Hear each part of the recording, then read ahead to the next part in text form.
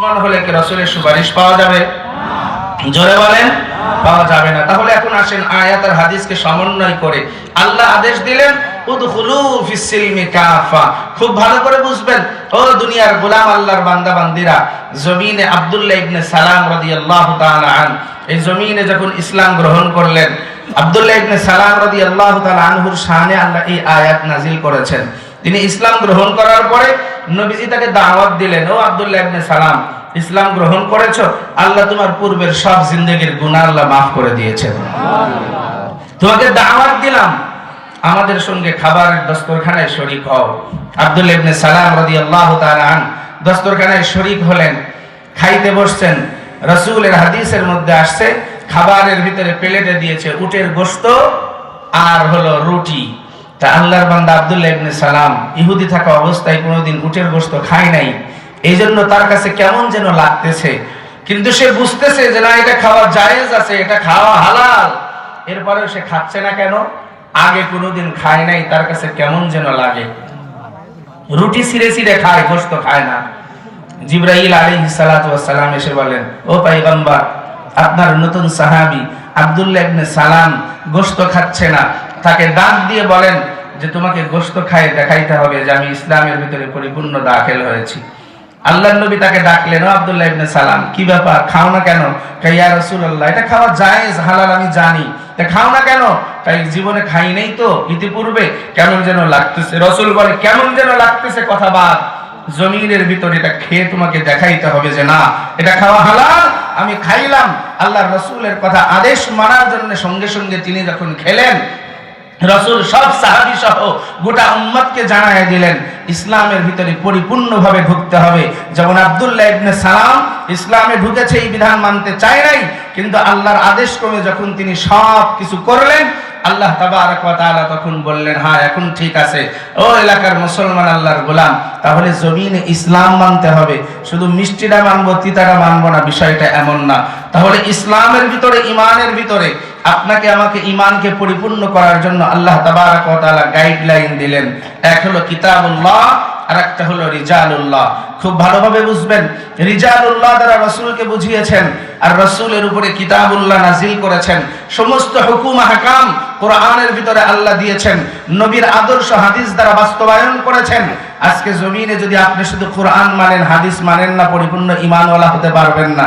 আবার কোরআন মানলেন, হাদিস মানলেন, সুন্নাহ মানলেন, ইজমা কিয়াস মানলেন না, তাহলেও পরিপূর্ণতা আসবে না আপনার ভিতরে। এই পরিপূর্ণ গাইডলাইন হলো কোরআন, সুন্নাহ, ইজমা কিয়াস। এই চারটা সমন্বয় করে যখন সামনে আগাবেন, ভুল ত্রুটি হয়ে যাবে, আল্লাহর কাছে ক্ষমা চাইবেন, মাফ করবেন কে? আল্লাহ। এই মুসলমান জোরে বলেন কে? আল্লাহ। এই জন্য আল্লাহ তাবারক ওয়া তাআলার নবী রাহমাতুল লিল আলামিন সাইয়্যিদুল মুরসালিন খাতামুন নবিয়্যিন মুহাম্মাদুর রাসূলুল্লাহ সাল্লাল্লাহু আলাইহি ওয়া আলিহি ওয়াসাল্লাম ডাক দিয়ে দুনিয়ার মানুষদেরকে বলেন, ও দুনিয়ার উম্মতের দল, এই জমিন ক্ষণস্থায়ী জিন্দেগি, কখন তুমি মারা যাইবা তার কোনো ঠিক নাই। আমি আল্লাহ তাবারক ওয়া তাআলার নবী গাইডলাইন হিসেবে জমিনে তোমাদের মাঝে রেখে যাচ্ছি। কোরআন সুন্নাহ সব রেখে গেলাম। ইন্নাল উলামা ওয়ারাসাতুল আম্বিয়া, জমিনে আমি নবীর পরে ওয়ারিস হিসেবে উলামায়ে কেরামদেরকে দায়িত্ব দিলাম। কেন উলামায়ে কেরামকে দায়িত্ব দিয়েছে ও জমিনের গোলাম? আল্লাহ বলেন, ইন্নামা ইয়াখশাল্লাহ মিন ইবাদিল উলামা।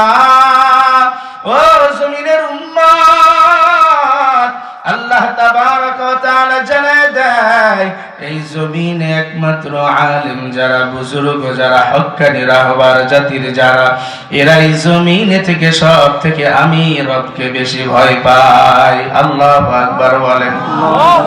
এরে নবীর আশিক উম্মতের দল, রাহমাতুল লিল আলামিন, এই কথা বলিয়া জমিনের ভিতরে সাহাবায়ে কেরামদেরকে একত্রিত করতেন, সাহাবায়ে কেরামদেরকে দ্বীনের দাওয়াত দিতেন, ইসলামের ভিতরে পরিপূর্ণতা দাখিল হওয়ার জন্য।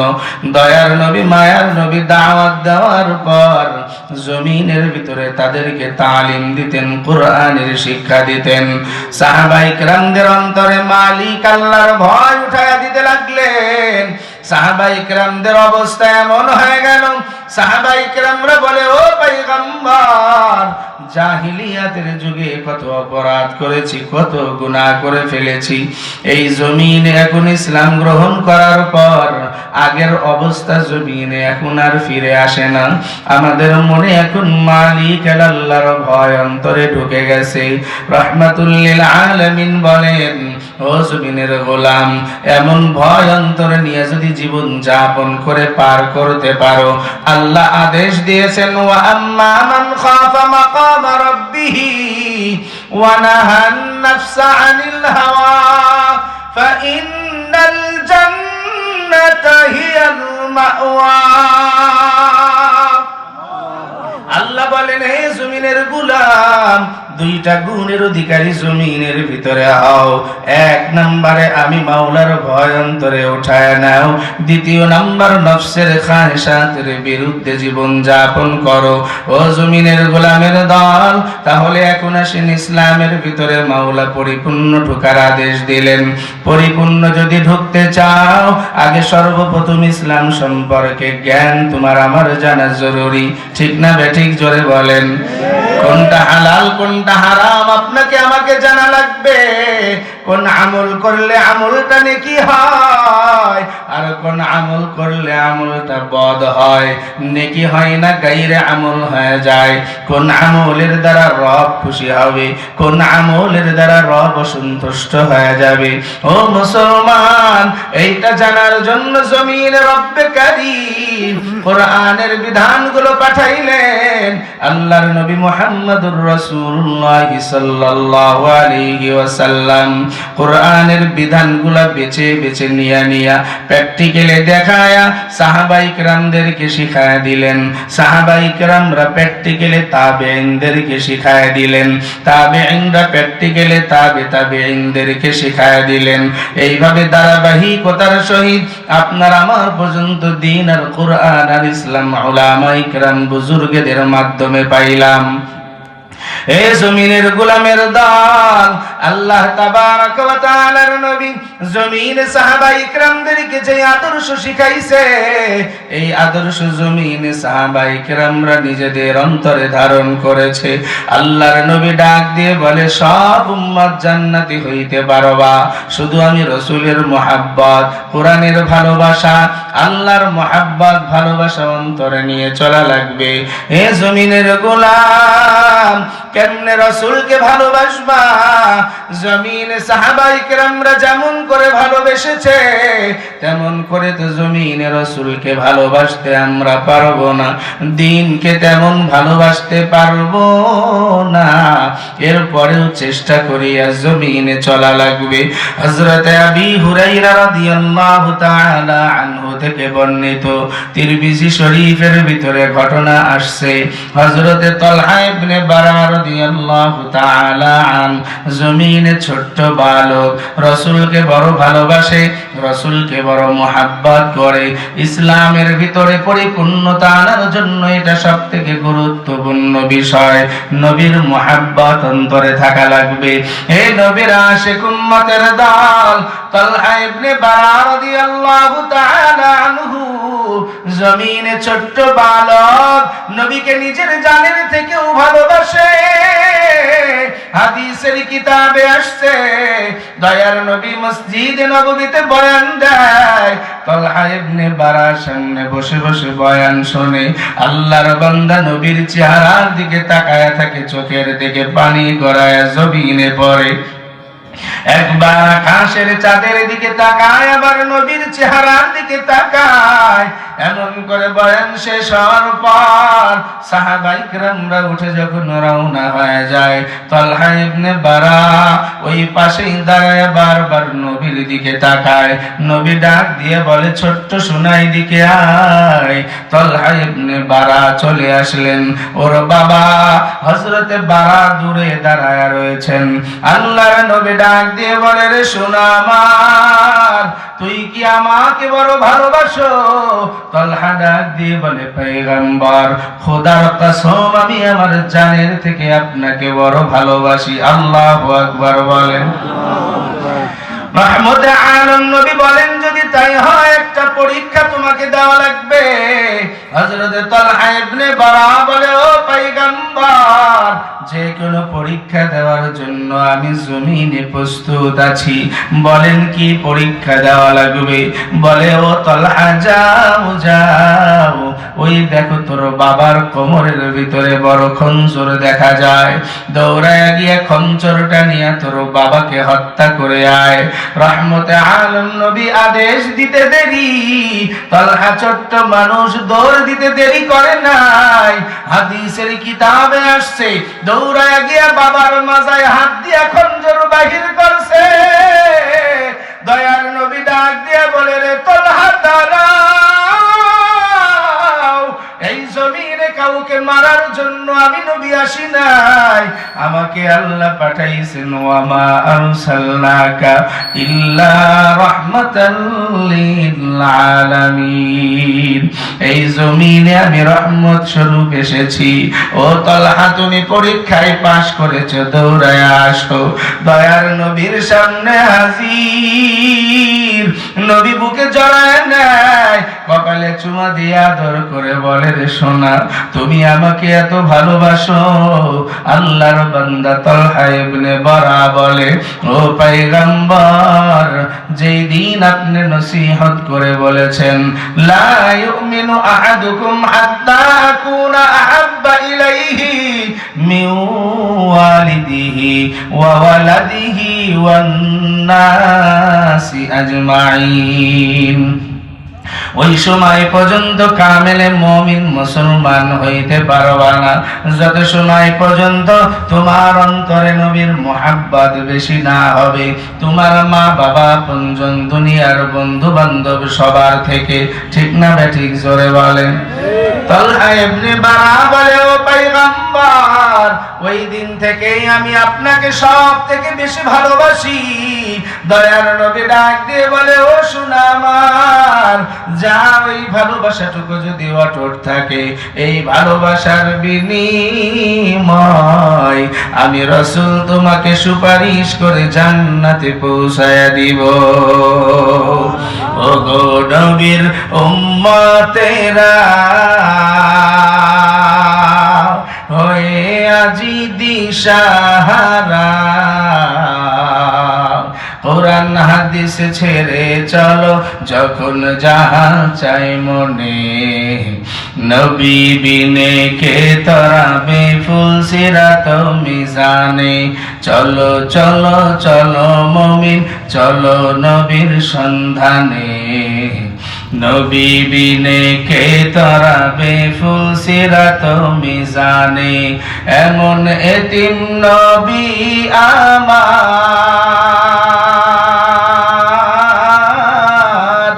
পিতা মাতা নাই যে তাহার,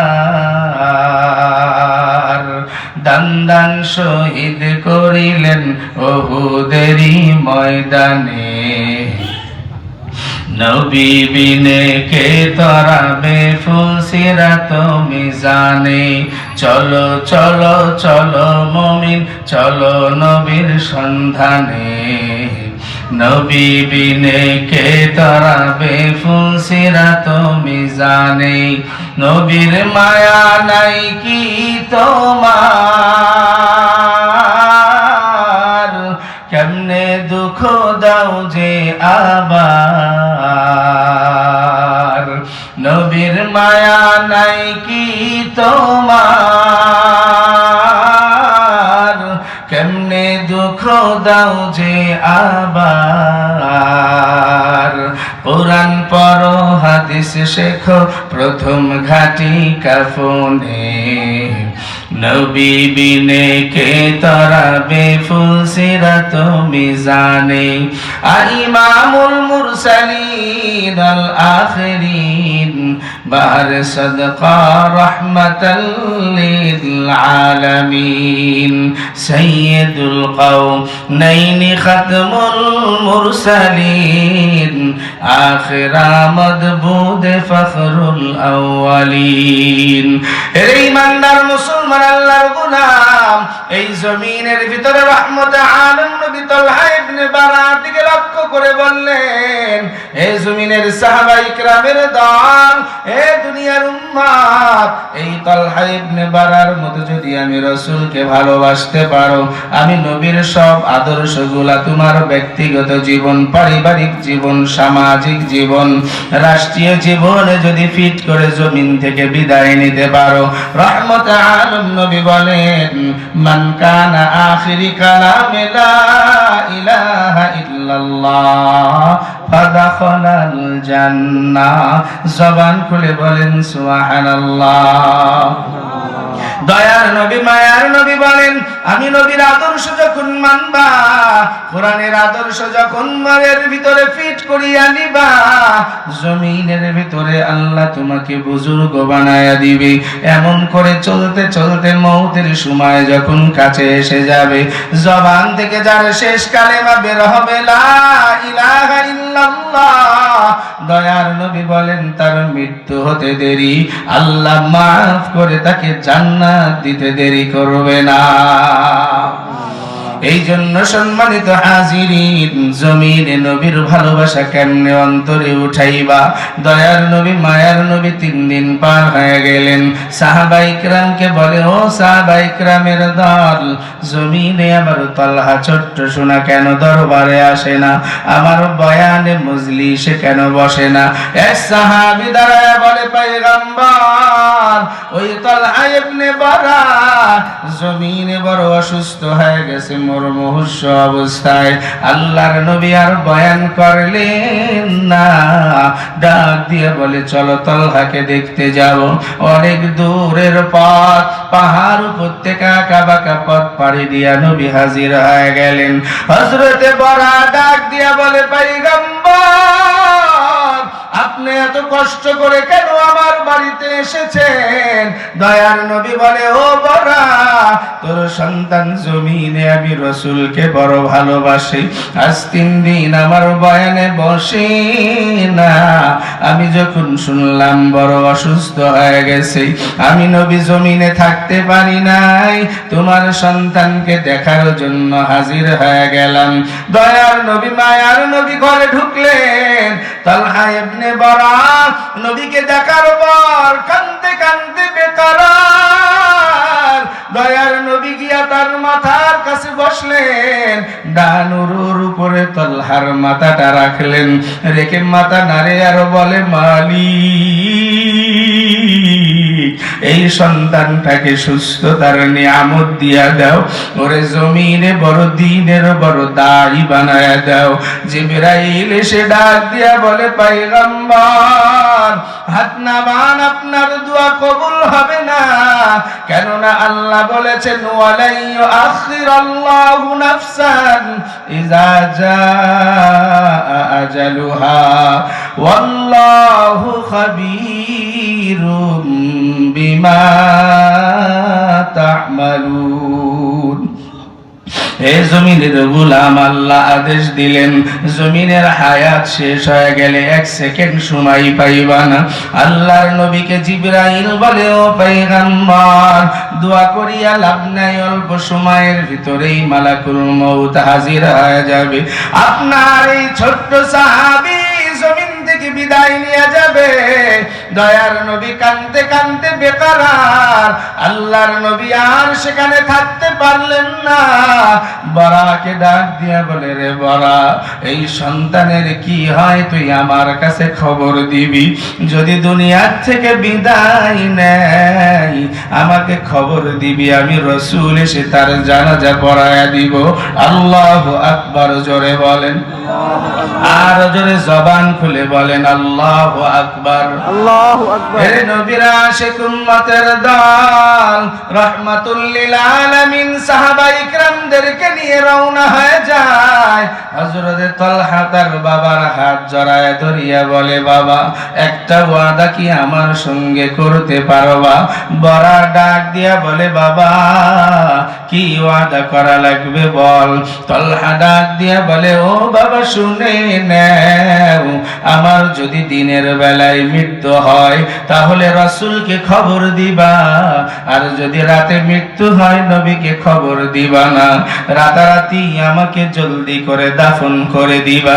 তালহা ইবনে বরা ডাক দিয়া বলে, রে সন্তান আমার, দয়ার নবী নিজের মুখে বলে গেছে তোমার ইন্তেকালের পর তোমার জানাজা পড়াবে।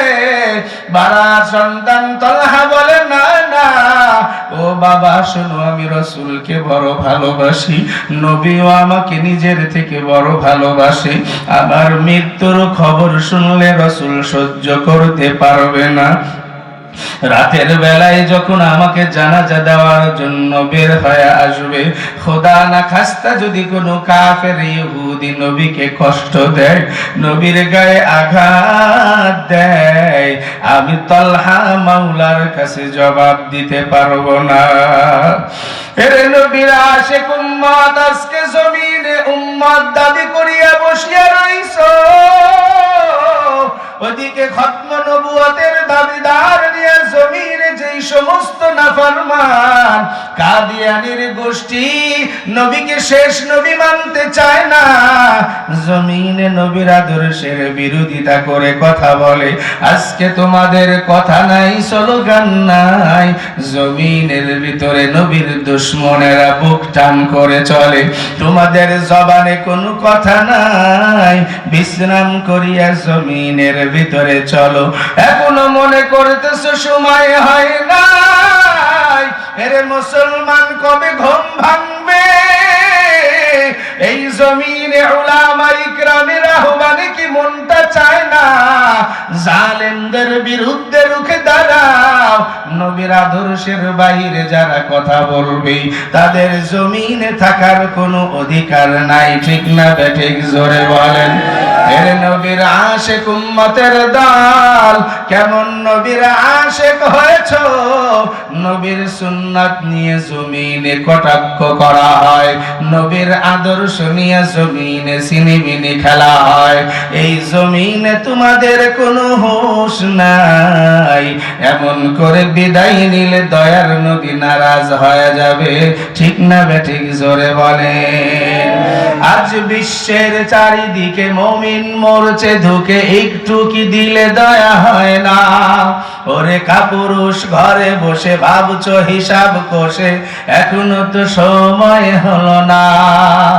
আজ বিশ্বের চারিদিকে মুমিন মরছে ধুকে, একটু কি দিলে দয়া হয় না? ওরে কাপুরুষ ঘরে বসে ভাবছো হিসাব কষে, এখনো তো সময় হলো না। মুমিনরা হয়ে যাবে মাজলুম, গজওয়ায়ে হিন্দ ভাঙাবে ঘুম, পদে পদে আসবে মুসিবত, চারিদিকে পড়বে পাপের ধুম, মূর্খরা গড়বে সমাজ, উঠে যাবে এলে মোলাজ, ঠিক না ঠিক? মূর্খরা গড়বে সমাজ, উঠে যাবে এলে মোলাজ।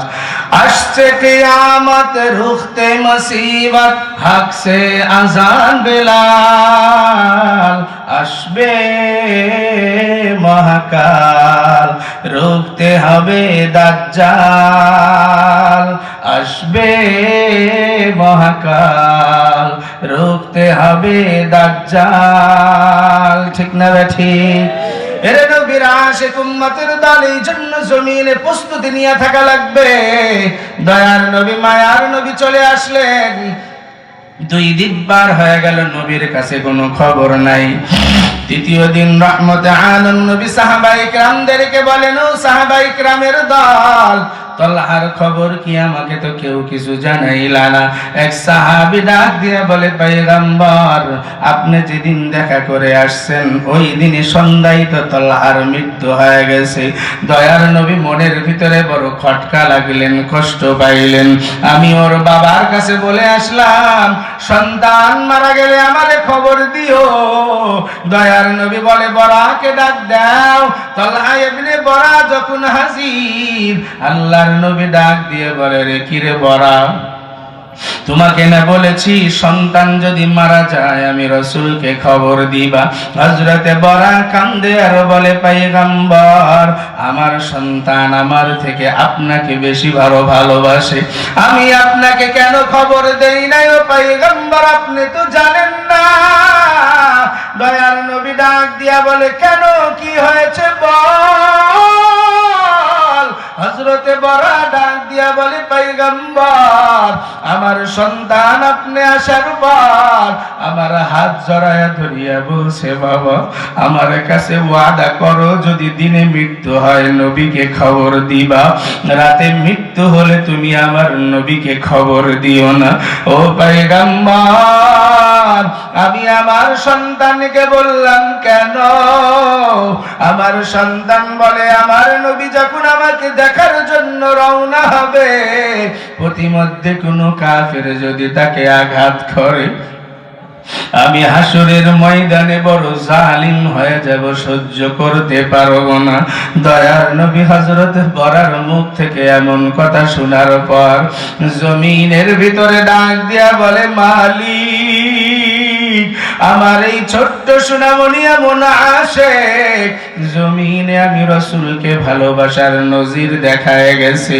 ও পয়গম্বরের সাহাবী উম্মতের দল নবী ডাক দিয়া বলে ও মালিক এই ছোট্ট তলহাকে তুমি জান্নাতের পাখি বানায়া জান্নাতে উড়ায়া দাও। এরে নবীর আশিক উম্মতের দল আজকে জমিনে সেই নবীর আদর্শ তোমার আমার গ্রহণ করা লাগবে। এরে পর্দার আড়ালের আম্মা জান এই জমিনে মনটাই কি চায় না আবেদা সালেহা নেককারিনী হইবা।